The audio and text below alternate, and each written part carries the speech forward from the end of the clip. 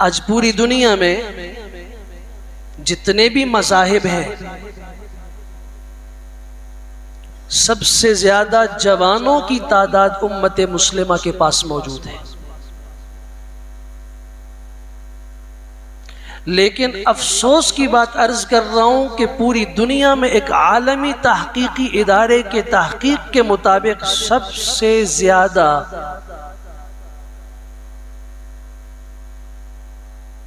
मुताले में कमजोर, इल्म के एतबार से नाकिस और अमल के मैदान में कमजोर आलमी तहकीकाती इदारे की तहकीक के मुताबिक मुसलमान नौजवान है।